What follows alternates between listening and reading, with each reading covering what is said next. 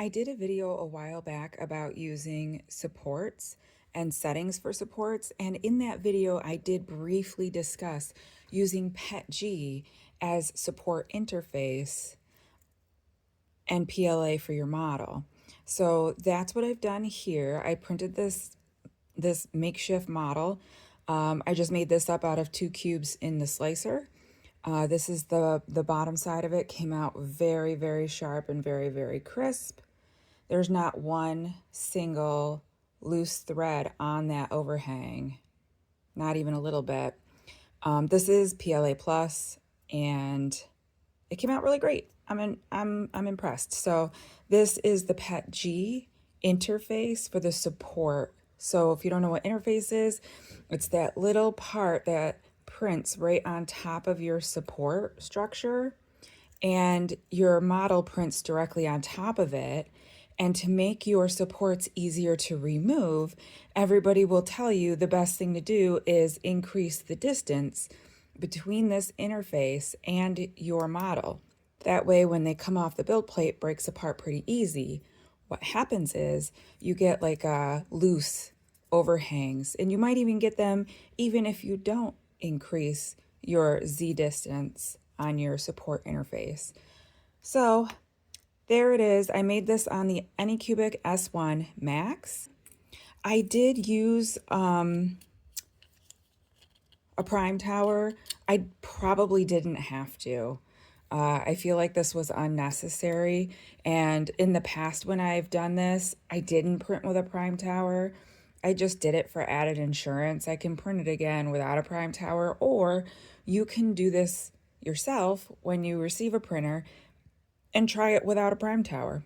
No biggie. I'm 100% sure that this line in here is from settings. It's not that it's weak though. It's incredibly solid. Here, let me see. Hold on a second. I have something holding my camera up that I very heavy. Give me a second here. See if I can do it. This is a fun little hammer that I got for Christmas this year that I absolutely love. But anyway, so that's, you can see I'm just damaging the wall of the print. It's not breaking apart in that one spot. So yeah, there, it broke at the bottom. Somebody please put it in the comments how to fix that little line if you're printing like this. I don't know how to do it. I'm not smart enough. Anyway, so what I made with this PLA Plus on the S1 Max, I made these like really cute grabber hands. They're called over-engineered mechanical hands, I think, on Maker World. This is print in place, no supports, no fancy settings. I like the octagram spiral for the top layer. The thumb prints separately. Of course, the first time I printed it, I printed the wrong thumb, so I had to reprint the thumb. And I just wanted to show you like how clean these layer lines came out. There you go. How clean is that? Love a good Core XY machine.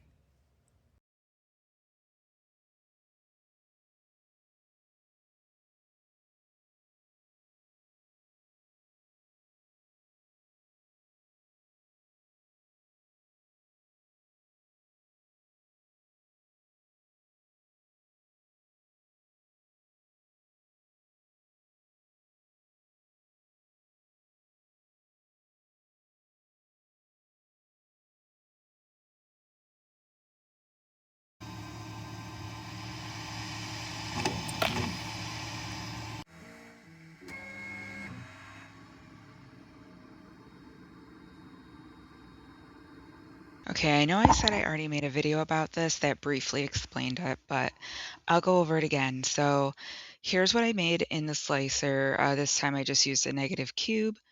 The support settings over here is what we're going to focus on. I have Anycubic PLA listed as my dark blue color. And then I have some white PETG. And in our support settings, you have to enable the supports. I use tree supports, but I guess you could use grid if you want to. And then the important thing is this right here, filament for support and support raft interface.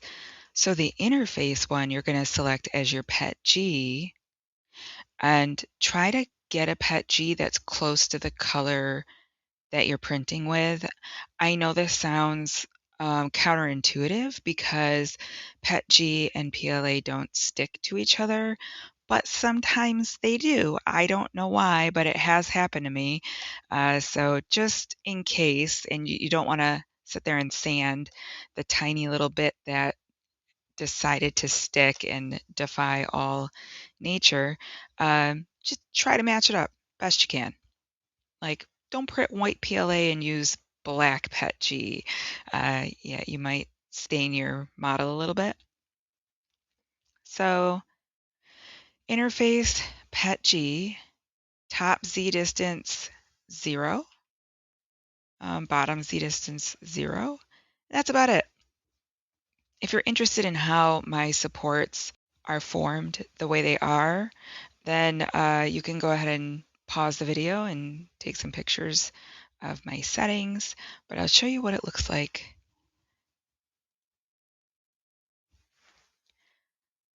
So I got some trees, nice little consistencies. Then here's my model. The interface is this dark green bit here.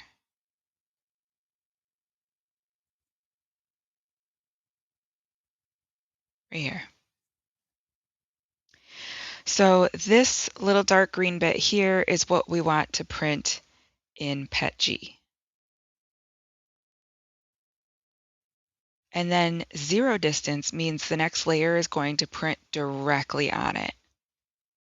There is not going to be a gap. You don't need it because they're not supposed to mix with each other. It should just snap apart like mine did.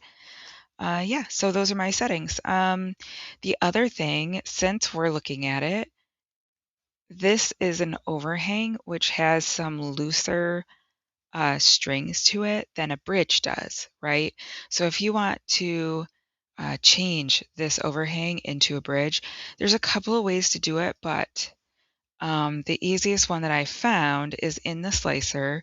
Uncheck this option right here under quality, scroll all the way down to overhangs, and you'll see extra perimeters on overhangs, which always sounds like such a good idea. I think it's checked by default, but if you just uncheck that and reslice your model, boom, it's a bridge. Bridges print much more firm, in my opinion. So if you would prefer this to be a bridge and not an overhang, go ahead and uncheck this box. There you go. Another quick, fun tip. Bonus tip. Just the tip. There we go. Don't forget that when you send this over to the printer, that you need to make sure that PLA is selected for PLA and PETG is selected for your PETG. So over here, you can see I used white PETG. Then I need to make sure that when I send this over, that one of these spools is PETG. All right, so that's my PLA with a PETG interface video. I hope you enjoyed watching this and I hope you learned something. If you're still struggling and you need help, definitely throw it in the comments below and I'll help you out. And if you're not subscribed yet, I'd really appreciate it if you did.